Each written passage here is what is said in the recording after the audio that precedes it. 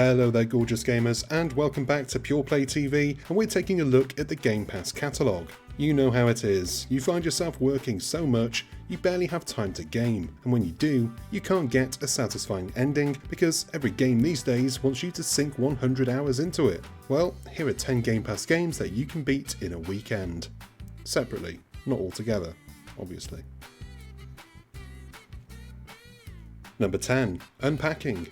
We'll start the list with a very quick and very easy game to beat, and also just happens to be very charming in its own strange little way. You'll find no big explosions or deep RPG mechanics here. What you will find is a short story of a girl growing up, and it's all told through her moving from one home to another.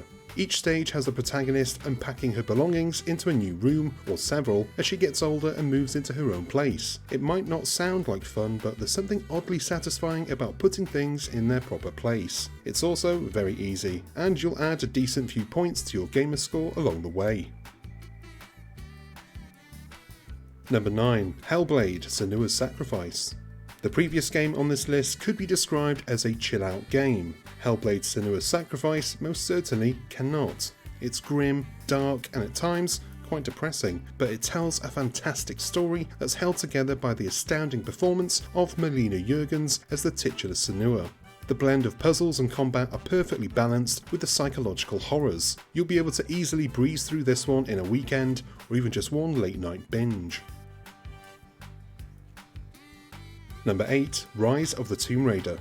Lara Croft's second outing in the Crystal Dynamics trilogy is the only one available on Game Pass at this time, but it's worth playing, even if you haven't played the previous game. Just watch a quick recap or something. Rise of the Tomb Raider is a solid single-player adventure game, not unlike the Uncharted series, though there's a bit more to it with its semi-open levels that encourage exploration, though you won't need to sink endless hours to see most of what the game has to offer.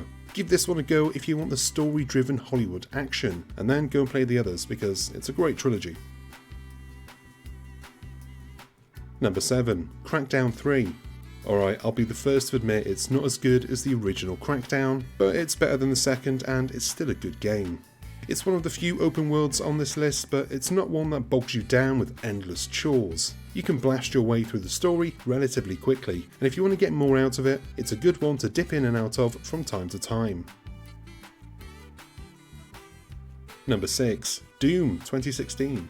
Story? What story? Doom literally opens with Doom Guy taking the exposition and smashing it against a wall. All you need to know is that you're on Mars, aliens are everywhere, and you're the only one who can kick their asses. It's a thriller minute with its fast-paced gunplay, and when you do hit the end, you'll be wanting more.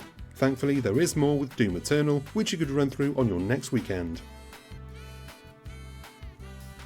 Number 5. GoldenEye.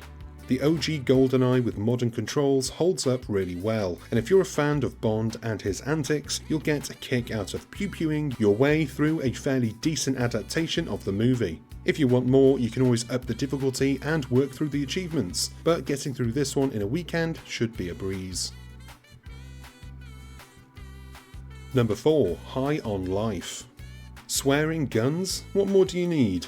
Well, fun gameplay helps too, I suppose, and High on Life provides it, along with the kind of childish comedy one would expect from the creators of Rick and Morty. While the chatterbox weapons are funny, they do kind of wear you down after a while, so the good thing here is that High on Life will only run you around 9 to 10 hours, and if you want more, there's the expansion and achievements to work through. Number 3. Mirror's Edge.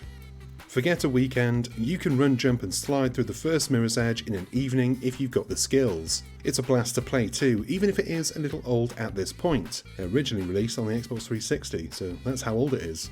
But at its time, there was nothing else like it. Inspired by the emergence of parkour, Mirror's Edge plays out as the ultimate parkour fantasy, while telling a somewhat decent story. As a bonus, Mirror's Edge Catalyst is also on Game Pass, and it's only about 8 hours long, so you could binge these back to back over a single weekend. Number 2. Sunset Overdrive.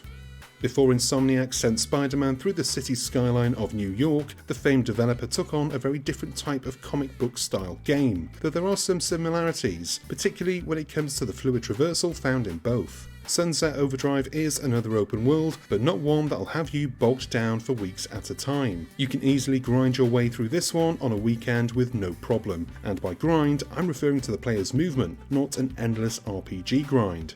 It's good fun, though we've sadly not gotten a sequel. Not yet, at least. Number 1. The Walking Dead. Now this one is an odd entry because Telltale Games' The Walking Dead series was released piecemeal, one episode at a time, so do we go by how long each episode lasts or each season? And yes, I'm throwing every season into this entry because it's all one big interconnected story for the most part. And if you're a fan of point and click interactive adventures and you also happen to be a fan of The Walking Dead, you will definitely enjoy these, maybe even a bit more than the TV series. And that is your list. You are welcome. What do you reckon? Are there any other games you'd recommend tackling over the course of a weekend? Let us know down below, and while you're there, do us a solid and hit the like and subscribe buttons, and give that bell a ding so you're notified whenever we've got new stuff for you to watch. I've been Chris, you've been gorgeous, and I'll see you on the next one. Until then, cheers my dears.